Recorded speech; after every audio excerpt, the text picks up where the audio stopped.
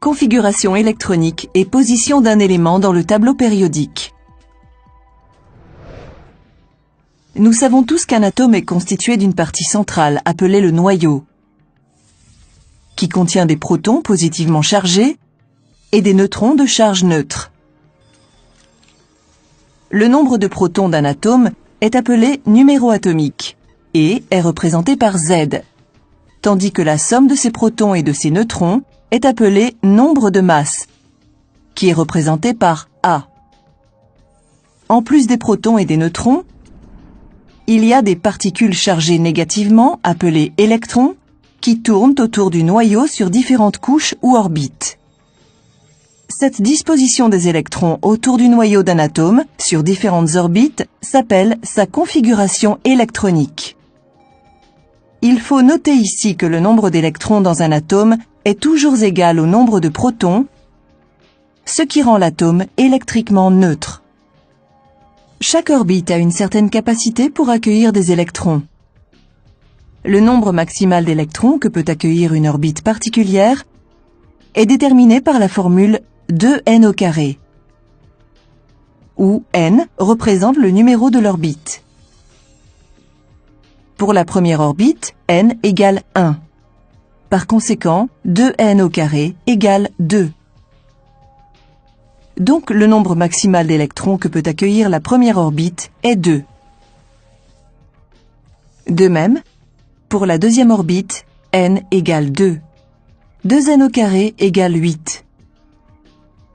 Donc, le nombre maximal d'électrons que peut accueillir la deuxième orbite est 8. Bien que la troisième orbite puisse être occupée par un maximum de 18 électrons, lorsque 8 électrons occupent la troisième orbite, un certain degré de stabilité est donné à l'atome. Par conséquent, l'électron suivant, au lieu d'intégrer la troisième orbite, va dans la quatrième orbite. Par exemple, le numéro atomique du potassium est 19. Il y a donc 19 électrons qui tournent autour du noyau de potassium dans l'atome de potassium.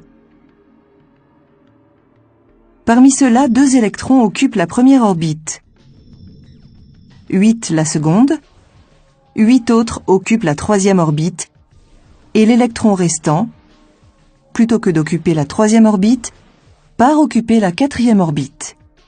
La configuration électronique du potassium est donc 2, 8, 8, 1.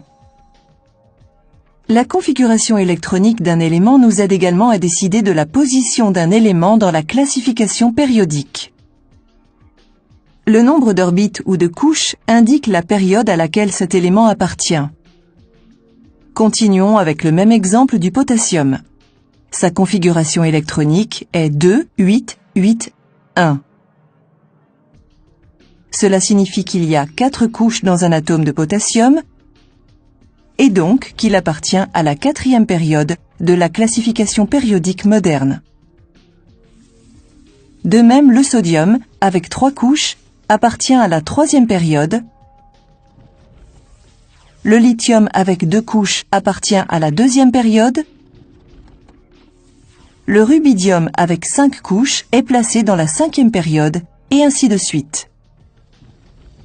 Le nombre d'électrons présents sur la couche la plus externe, ou couche de valence d'un atome, décide du numéro du groupe de cet élément. Le potassium, avec 1 électron de valence, correspond donc au groupe 1 de la classification périodique moderne. Le magnésium, avec 2 électrons de valence, est placé dans le groupe 2. L'aluminium, avec 3 électrons de valence, appartient au groupe 3, et ainsi de suite. Il y a toutefois quelques irrégularités présentées par certains éléments dans leur configuration, comme pour le chrome, le cuivre, l'argent, l'or, etc., que nous étudierons dans une leçon distincte. Malgré ces irrégularités observées parmi les éléments, il est possible de prédire la position de la plupart des éléments dans la classification périodique d'après leur configuration et vice-versa. Résumé, nous avons vu que le nombre de protons présents dans le noyau d'un atome représente son numéro atomique, tandis que la somme de ses protons et de ses neutrons représente son nombre de masses. L'atome est électriquement neutre, car il a le même nombre de protons que d'électrons.